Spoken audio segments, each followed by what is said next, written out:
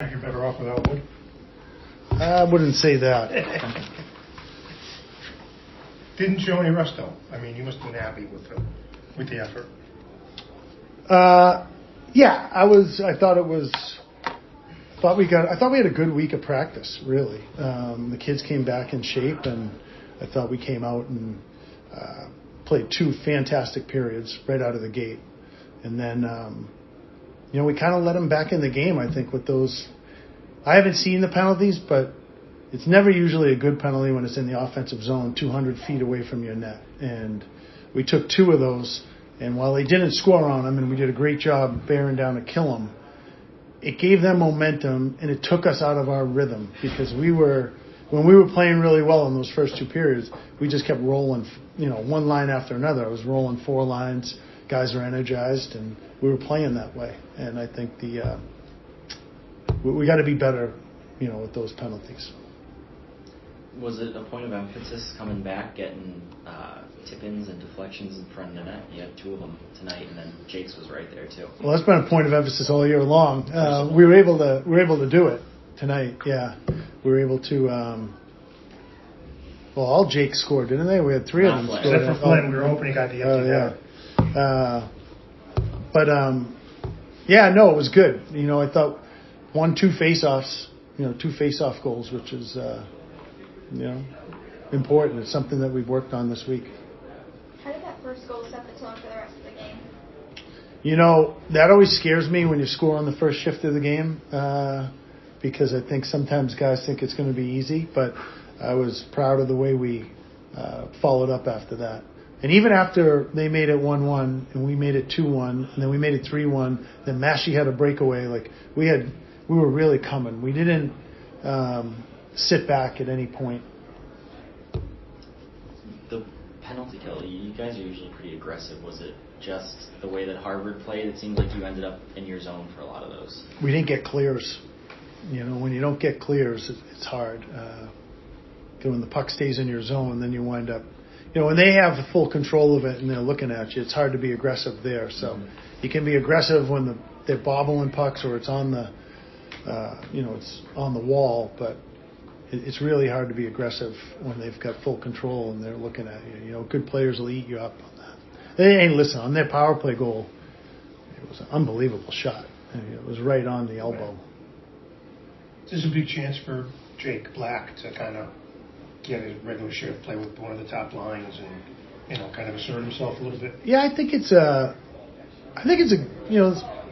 without Woody there's other guys getting opportunities, so I think it's always good, for years, when I've coached teams that you've lost guys to the World Juniors, I've always thought that was good for a team because other guys can come in and get great playing time that they normally wouldn't get.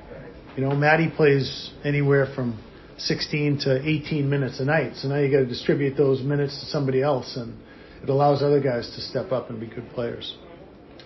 Did you want to put Jake Black with some more experienced veteran guys instead of sliding him in where he's played a lot, like 3rd, 4th line?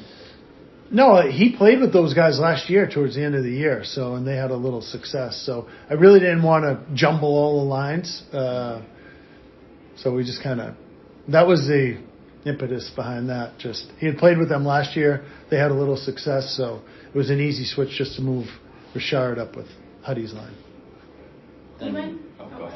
All you. You end 2023 on a high note with a win today. What are some positive takeaways you can take from the first half of the season into the next half? Well, I think we've played pretty well. We've had a couple games maybe that, were not to our standard. But for the most part, we've played pretty well. We just had a hard time scoring goals. But we've adjusted some things. And I think in the last 6 or 7 games, we've started to score goals again. And, I think we're a pretty good team. We're pretty deep.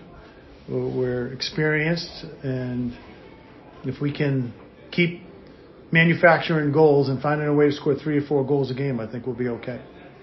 You had that stretch late in the 3rd period where it seemed like you really hemmed them in and kept them from pulling the goalie. How important do you think that was to get in Yeah, that final that was a result. great shift. I think that was Heaslip, Percival, and Frazier. I think they did a great job.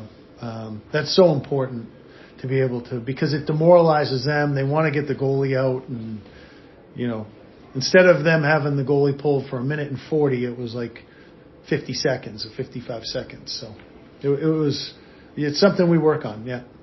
Another solid game for Ethan. It seems like his consistency has been, other than the main game, which just got away. Yeah, and I wouldn't even say that was really his fault. Right, exactly. But he's Um, been since he's gotten the bulk of the work. He's been really the whole year. He's He's been solid all year long, and he's got a lot of experience, and it shows when he's playing. Can you talk about Jake Richard and how much he's had an impact on the team as just a freshman? Yeah, he's had a big impact. I mean, he's a really dynamic player. He's so smart. He has great offensive feel, but he's also a better defensive player, I think, than he gets credit for. He gets his stick on pucks, and he's very rarely out of position, extremely coachable, and I'm excited to watch him develop here. Go ahead, Andrew. Andrew, nice to see you. Is this your first trip here? It is. All right. Yeah. What'd you think? Successful one, anyway. Very nice. Yeah, it was really cool. Good. Nice. I know you were a little concerned about the crowd with the students not being here, but it looked like it was a good turnout tonight. I thought it was great. Yeah. It's a positive when your season tickets are sold out. The negative part is during the holidays when people are traveling, and you just hope that they find people to come to the game. But it seems like they gave away a lot of the tickets if they didn't come, because it was a great crowd here tonight, I thought. You probably already addressed this, but just after being off for 4 weeks and you guys come out with a lot of jump, you must have been happy with the start.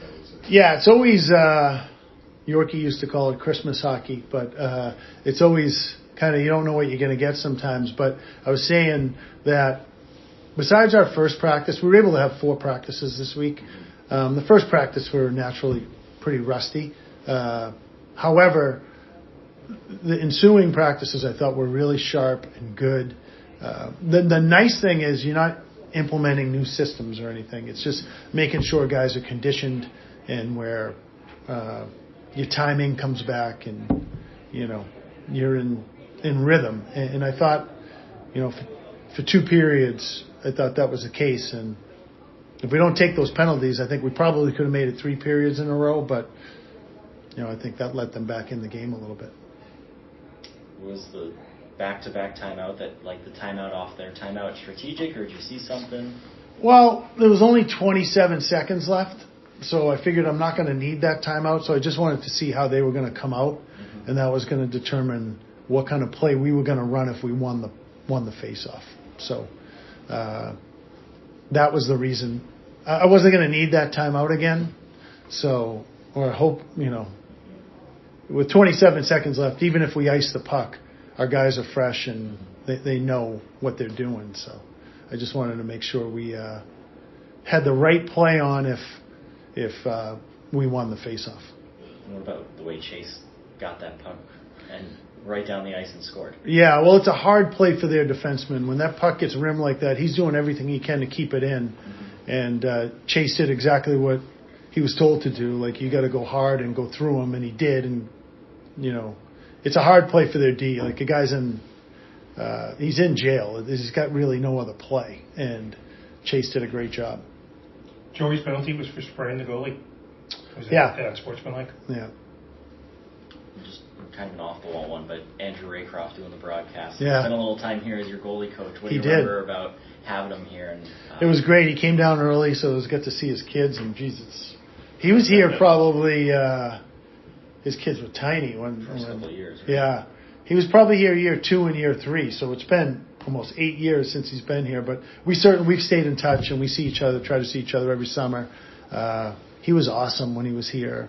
I miss him, but I understand where he lives in Boston. That's a long way, and he's doing an unbelievable job on the telecast. I watch him with the Bruins all the time now, and I'm happy for him. Yeah, this game was broadcasted on ESPN. I know one of the things you're trying to do with this program is get it more nationally recognized. Did that mean anything to you that they were broadcasting on a big Yeah, I think it's great. I mean, it's not often that you're on ESPN linear TV. So the fact that the game was on, I really appreciate Hockey East, pushing our game forward. And Harvard's a brand name too, so it was out. Hey, you got John Butchergross and Andrew Aycroft calling the game. I think it's great.